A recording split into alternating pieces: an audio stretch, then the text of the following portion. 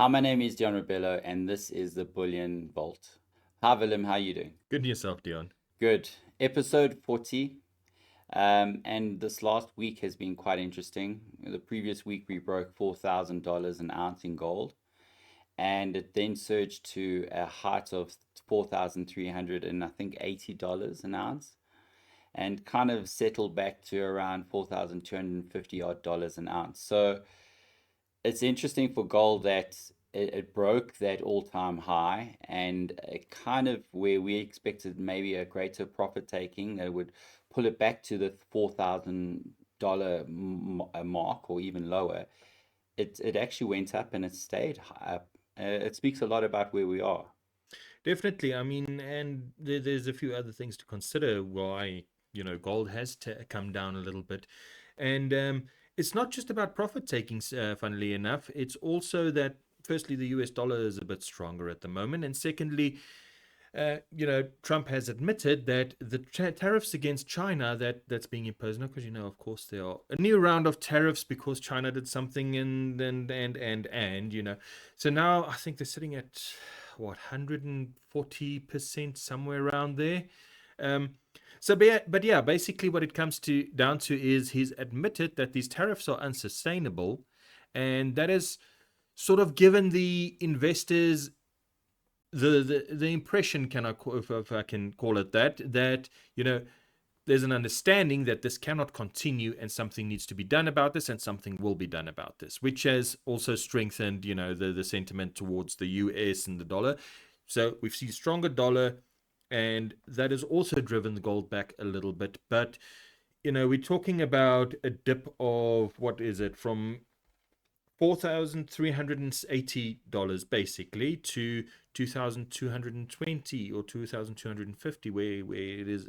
I'm not sure where it is at the moment. Where it is currently, yes, 2,250 So odd yeah, dollars, yes. I mean, it's a dip of 120, $130, but it's not something we kind of expected to see when we thought about the record high profit taking, and we've seen much bigger dips before. So I think that just tells us that the bears haven't quite taken over yet.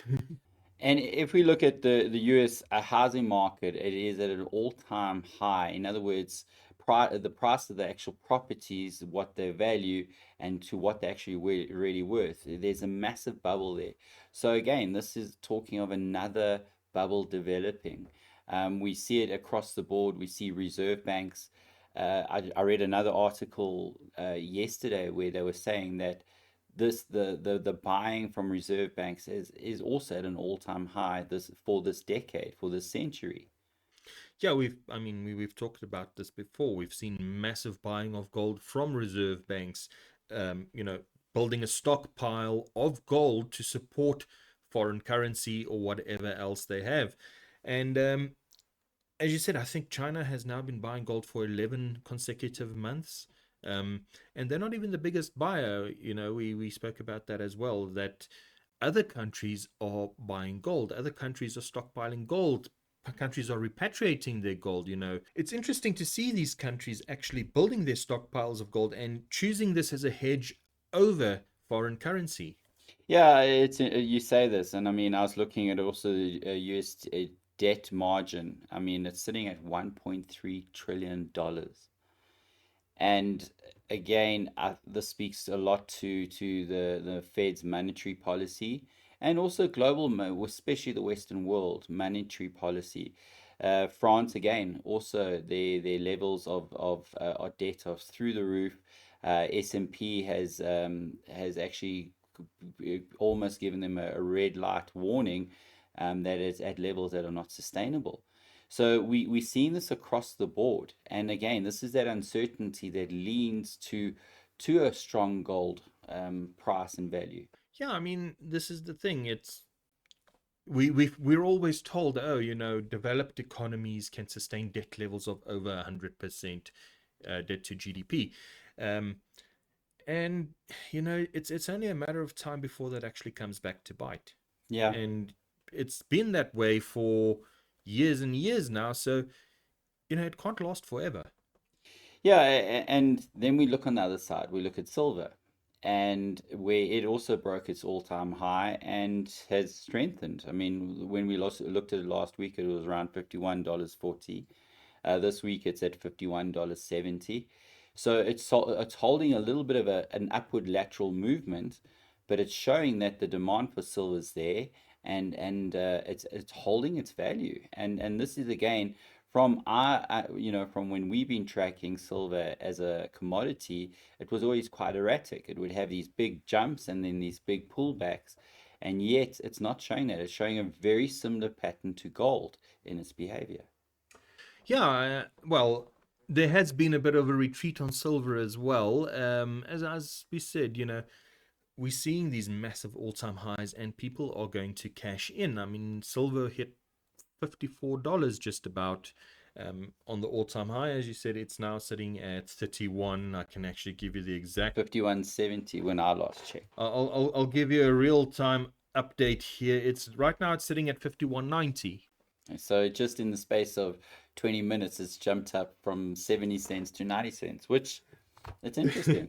Well, yeah, I mean, it's the usual daily trading, so it's going to go up and down throughout. But the fact of the matter remains that it's sitting near $52. It's been firmly above 51 for a while now, and we're not seeing that erratic up and down jumping, the massive dips and the massive spikes that we usually see. It was gradually building up to this, yes, quickly, but it wasn't a massive spike going up to it. It was a build up to it. And now we're sitting at 52 odd dollars, let's call it roundabout there. And as I said, $54, and then it's pulled back to 52, which isn't as big, once again, not as big as you would expect for a massive sell-off. Yeah, and again, I think this talks exactly to what we're saying is I think global sentiment, global uncertainty, both economically, geopolitically, are all aligned with a strong commodity prices in both silver and gold. And platinum, I might add, where that also, there's been a slight pullback on platinum, but it's still very strong. In fact, it's been one of the big growth stories of 2025. Yeah, definitely. I mean, platinum was well over $1,600 an ounce. I think right now it's sitting at just under. I'll get the price for that as well. And yeah, oh, okay, no, it's above 1,600 again. It's actually sitting at $1,607 an ounce at the moment. So yeah, but I mean, if we look at where we started the year on platinum and where it is now, it's definitely one of the big movers this year, and probably the biggest. Yeah. So let's go into this. We've spoken a lot about long-term performance, and we as a company and even as a podcast, we always talk about that gold or bullion is not buy today and sell tomorrow. It's about buying and holding over the long period. And what's interesting enough is the people that choose to buy and hold. And we've had many clients that buy and then a couple of months later they're selling. So firstly, they bought for the wrong reasons, or they took that money that they thought they were going to allocate to bullion, and looking at a they got into financial trouble or whatever, and they were selling it off because they needed that money. But we've always said to hold on to your bullion, rather look at other things to sell versus selling your bullion. I mean, there's a lot of adverts out there. I remember the one is divorce your Divorce your jewelry, yeah. yes. And I said, jokingly, I said, I think I'd rather divorce a partner than my bullion, and that didn't go well down well. But anyway, I mean that said, the interesting thing here is we're talking long term.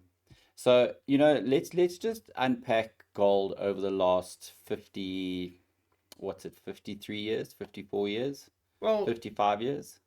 okay, so basically what we're looking at is 1970, or you know, gold's journey from $40 an ounce to $4,000 an ounce, which is 1970 to about now. But before we get into that, let's just take a quick look at, we're talking about long-term investments. And fortunately, there's websites where you can go and you can see the performance of gold over different periods. And we're looking at 30 days in performance in rand performance. It's up 9,000 rand an ounce. That's 13.9% in 30 days. 9,000 rand an ounce in Which 30 is days. quite crazy. And then we can go back. We can look at 6 months, which is 11,000 rands or 18.6%. And then we get to a year, 53%. 53% in the last year.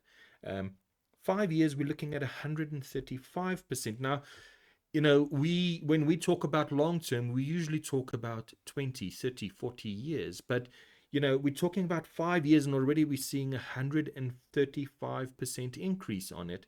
And then we get to 20 years. And, we always say 20 years, or when you say 20 years, you think, that's so far into the future. But let's be real.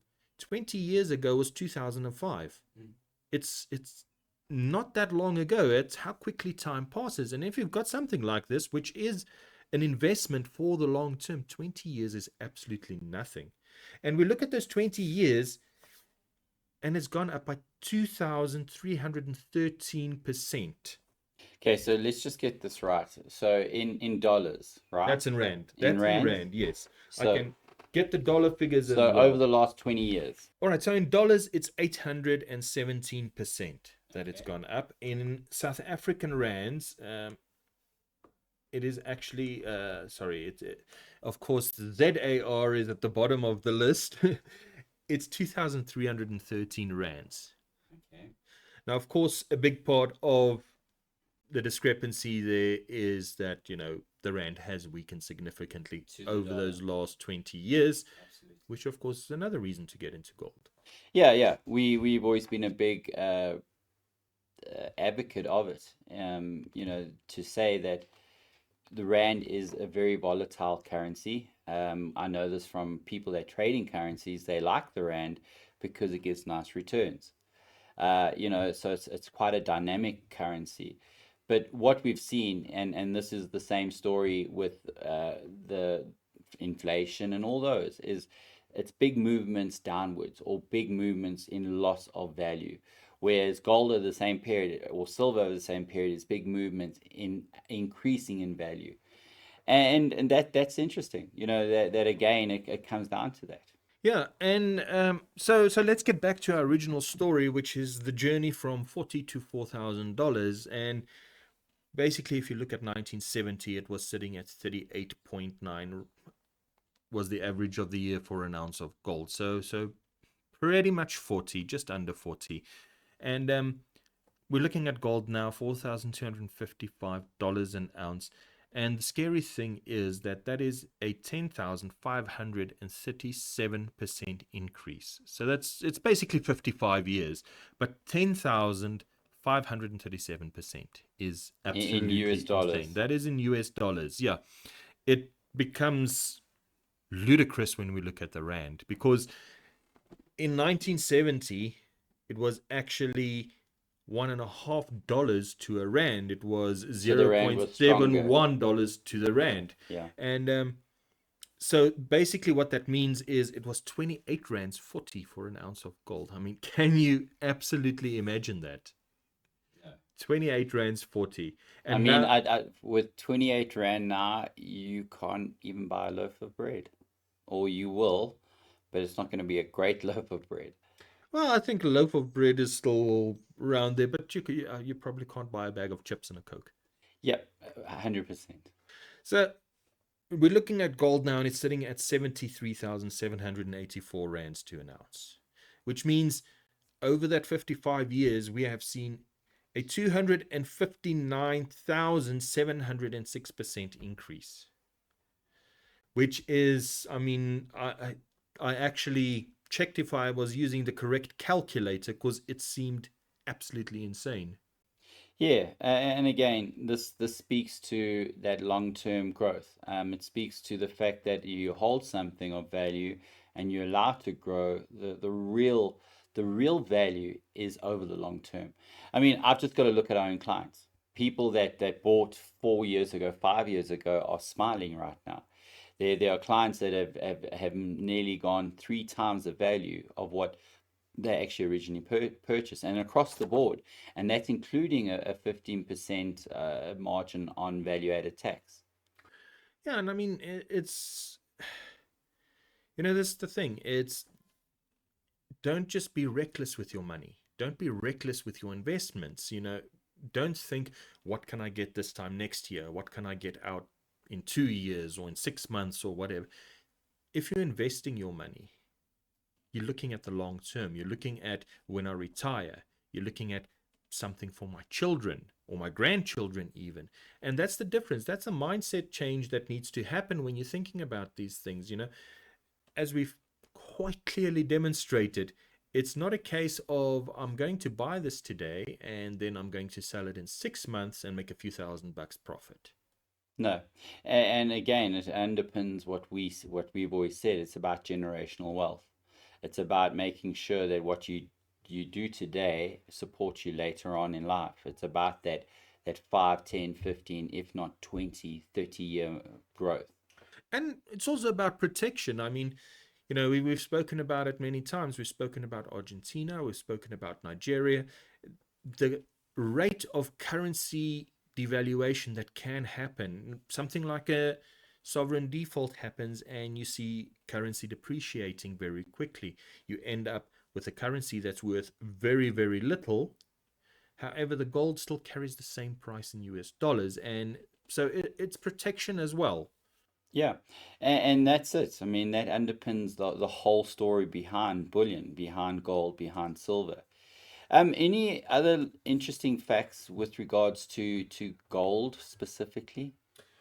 Well, we always sit and we think, where does gold come from? It comes from a mine. Yeah. But where did it come from before that? And basically, gold was born in the stars, in supernovas, massive explosions, the most violent events in the universe shaped this precious yellow metal that we now have on Earth. And it's absolutely incredible to think that the gold we're digging up now All the is gold you're wearing. the gold you're wearing. I prefer silver, but but basically the gold you're wearing is, it's billions of years old. It's been around for so long. It's been around longer than our solar system, and it's absolutely incredible to think about that. Yeah, it's quite something where you if you do have a ring or a pendant or a chain, and you actually look at that gold, and it's been in the same physical form since its inception, and literally, as you said, since the whole universe was literally created. And the incredible thing is, that you've got this gold that is billions of years old, and it's still around today because it doesn't turn rust. It doesn't oxidize and decay over time. Yeah. And even in ancient times, gold was pretty pure. Because it's found in its pure form, and therefore they were able to make coins, they were able to make jewelry out of it. I mean, if you think about something like aluminium, which you don't find in its pure form in nature, and it actually takes a heck of a lot of work to process that into a metal, which is why it was so expensive in days gone by, and why it takes so much electricity, so much energy to actually produce aluminium. Whereas gold, if you were lucky enough, you could pick up a nice big nugget. Oh, you could be panning in the river in a few grams, and I mean, it's still as literally as we're speaking right now, all over the world. There are people especially on the African continent, but I know into the US and in South America and across Asia also, where as we're speaking, there are people right now panning in rivers for little specks of gold. And as you say, that speck is pure gold. Sometimes it is bonded with other metals such as silver, and even in this country where there was a bonding to uranium, which was quite interesting with South Africa's history during apartheid, where that was also around the same time as the whole Cuban Missile Crisis and so on, and the communists and the West world and Russia and so on. And of course, South Africa, it was never outrightly spoken about, but we did have support because we were a nuclear country. We had nuclear technology, and that leveraged us to utilize that with some countries, and specifically the US and the UK. Yeah, and you know, South African gold is famous for its gold production, for its gold mining, the amount of gold, the Kruger Rand. South Africa is famous for its gold. Let's just put it Yeah. that way. And And I mean, it's crazy how rare gold actually is. If you look at it, the world pours more steel in an hour than they pour gold since the beginning of recorded history. Now that just gives you an idea of the difference there. I mean, an hour versus recorded history. And the thing is, we've got these mines, kilometers deep, Yeah. running for who knows how far deep into the earth. They bring out tons and tons and tons of rock, and they get these little specks of gold from it. Well, this is the interesting thing is when you mining, especially hard rock mining, which you're referring to now, which is generally deep, and you can do it in open cast, but a lot of times it's deep level mining where they ascending to the depths of the earth, like my father would say, close to right next to hell. It is so hot down there.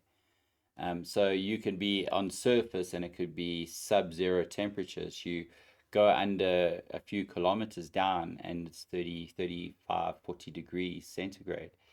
And what's interesting there is you chasing a gold vein, which is probably that thick, but you blasting rock on either side or probably half a meter both ways if you're lucky, because you follow it up and it drops and it actually runs. So if the vein drops down, you start downward mining. If it moves up, you start moving up, and if it zigzags, you zigzag it. And literally they follow that. But you per ton, what is considered to be a high yield is around 6 to 8 grams per ton. They think that is great yield on hard rock mining. It's insane to think about.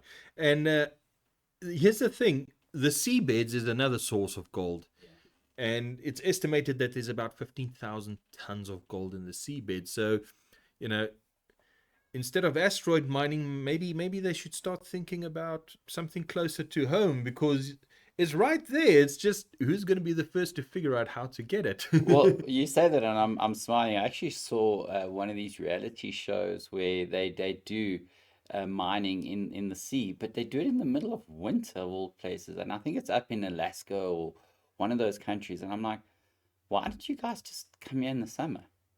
Instead of like traveling over the and ice and then dealing with all that stuff and having to dig and dive in the water, and they got divers that have hot water being fed through their suits so they don't freeze, and then you got a problem. I'm like, just come back when it's warmer. Surely it's going to do the same thing. I think you might have been watching Deadliest Catch, but No, no, no, no, no. And it was about gold. And again, as you say, what's interesting is there is the as you say, the seabeds also have it. In fact, this is also a little bit of history. Is the gold ore that was found in the Witwatersrand, which is that whole area of Johannesburg or Gauteng, for people that wouldn't know what the Witwatersrand is. And originally, we're talking a couple of million years ago, that this whole area was an inland sea. And how they know that is when they actually mine the rock around the gold is around the gold is surrounded by pebbles. So that was the bottom of this ocean, this inland ocean, and of course with seismic shifts, that then drained out, and then of course that rock then moved further and further down.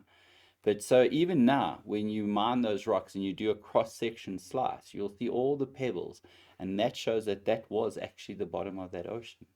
yeah, and I mean it's fascinating to think about mining gold, especially now, I hinted towards asteroid mining in the future. And, they've got the asteroids all picked out, and it's going to yield enough gold to make everybody on Earth a billionaire.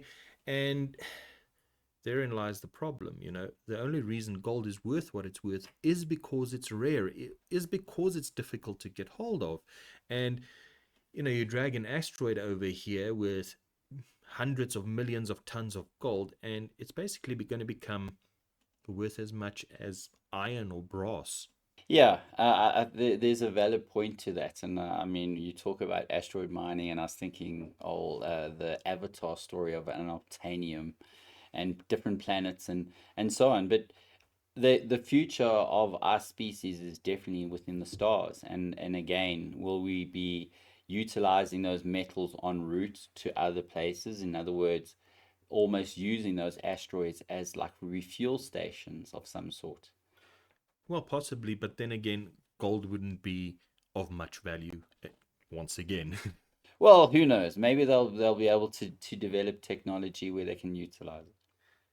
That would be very interesting. But yeah.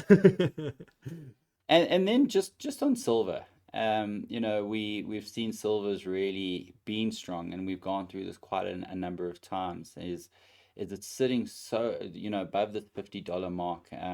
I saw now yesterday that one of the commentators is coming out saying that we can expect the price to double in the near future. Your thoughts?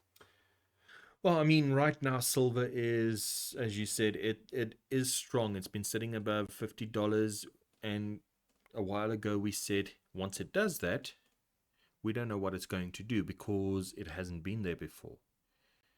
So where is it going to go? Is it going to absolutely rocket off to $100 an ounce? It's possible. Um, is it going to fall back? I don't see that likely happening because, as we've said before, it's an industrial metal, and every year we see the growth for, or the demand increasing and the supply waning behind.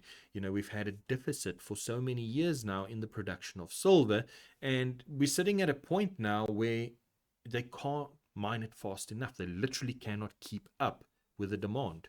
Well, what's interesting, and I mean, I deal with a lot of inquiries, and I think I might have mentioned this on one of the earlier podcasts, is the supply of silver medallions and bullion coins into Europe and the US. They're running at that they're out of stock. And we actually looking at supplying from South Africa into those markets to support the demand. Yeah, I mean, we talk about green technology, we're talking about solar panels, we're talking about electric vehicles. And yes, I mean, the demand for silver is just increasing across the board, not just in the private sector for investment purposes, but also in the industrial sector. You look at things like EV, photovoltaic panels, sun panels, Yeah, solar solar panels. panels. Yeah. So it uses silver in its Well, production. that demand's been running at a 20% per annum growth.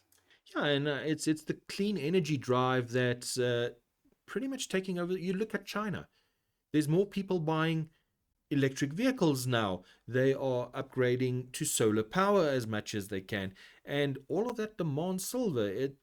So being an industrial metal, it's not surprising that we're seeing silver surging in price. We're seeing a deficit in the supply, and we're seeing keep on seeing increased demands for it. And as you mentioned, and I don't think it's going to go away. What I find quite interesting, and we've also spoken about this a number of times, is I always say pay attention to who's commentating, who's speaking about it, or who's buying. And I mean, just on both gold and silver, you look at all your major networks, the CNNs, the CNBCs of this world, and they've all been talking about the growth of both those metals. And that speaks to that awareness phase within the Kindleberg and Minsky model, where we go to that awareness phase where pricing's still good, and then it goes into institutional investors, and now it goes into the mainstream where the prices start to do that massive upward movement. And it kind of is pretty much in line with that. And you're talking about institutional investors. We're seeing more and more people who would normally not touch gold or silver or bullion with a 10-foot pole saying it's time to diversify. It's time to get in on this. Yeah, and I can talk from just my own dealings right now, where we're looking at establishing some gold notes and ETFs and so on because there's a demand. Yeah, it's I mean it's interesting times all around. We're talking about crypto, we're talking about the US dollar, it fluctuating up and down. And among all of this, we see gold, we see silver, we see platinum, and everything's going up. And it just speaks to the state of the world right now, the geopolitical tension, the financial tension that's going on at the moment. We once again, we've now got 140, 150 odd percent um, tariffs being placed on China, and obviously that can't last. So it's interesting to see how bullion is actually weathering the storm. Yeah. I think what you mentioned there, this whole trade war with China is a big player in the global markets. I mean, they're two massive economies, and they influence a lot of what's happening in the world. You just mentioned earlier about cars, auto vehicles, and just the growth in the EV sector. But China, as far as technology, has been in the forefront. I mean, you look at their technology or what they were producing in vehicles and so on 50 years ago, and it was laughable. And yet now the technology, the types of vehicles and everything they're coming out with is truly world class. It is, and I mean it's not that we're trying to say we love China or build No. it up or anything. It's just pure fact. I mean they've sold 9 million EVs in the first 9 months of 2025. That is, if we go back a few years, the world didn't sell even a percent of that. Well, I remember Elon Musk, and it was on one of our early, this was even before we even did podcasts, where he spoke of by 2020 he wanted to have sold over 1 million Teslas. And that at that period of time, I think it was a 3 4 year period that he was saying this over, and yet he got to that and he surpassed it. But now, as you say, I mean, they've sold that's 8 times over this year alone. Yeah, it's absolutely crazy. So yeah, it's just interesting to see where all of this is going, and ultimately, bullion is the only thing that seems to be sort of stable right now. Yeah, and I think just in closing, it is important. We always say do your due diligence, like we do. We're doing a lot of research. We're looking into everything. We're questioning. And again, we are not financial service providers. We are people that own a business, and we're talking about something that we're passionate about and we love, and we've seen the value. I mean, today, just talking about the growth of gold in the last 55 years, going from $40 an ounce to $4,380 an ounce. I mean, that's insane. If you had held a couple of ounces in that period of time, what it would be worth now versus anything else that you would have owned. You can't compare it. And it's funny. I can't recall who told me, but somebody told me a story about his father going to the Rand show, and it was the Kruger Rand had just came out, and there was this man sitting at his little stall selling Kruger Rands, and his dad walked up and looked at this, and he thought 25 rands for an ounce of gold, it's ridiculous. you know Looking back, hindsight is always 2020, but yeah, looking back at what was, what is now, and what is actually possible, it's it's no wonder that people are saying it's time to diversify your portfolio. It's time to actually look at getting into the precious metals. And then if you look at the likes of Morgan Stanley, and we mentioned this, I think probably last podcast, where, traditionally they did a 60-40 split between equities and bonds. And now they're saying, no, it's a 60-20-20, equities, bonds, and then gold. And, if you'd mentioned this 5 years ago, a lot of those mainstream companies would, well, laughed at gold. I think gold's elevation from a tier three asset with regards to Basel three to tier one has been one of those things, because of its constant growth and its constant movement, has shown that it is a safe haven, a truly, truly safe haven asset. Yeah, I mean, and many people are saying this is a major shift happening right now in how wealth is distributed. I think Mike Maloney is one of the ones that actually says that. And yeah, if you look at what Bullion is doing, they might very well be correct. Willem, in closing, any final thoughts? Well, if you enjoyed the video, leave a like. If you want to see more, be sure to subscribe, and we'll see you guys in the next one. Take care. Thank you. Bye bye.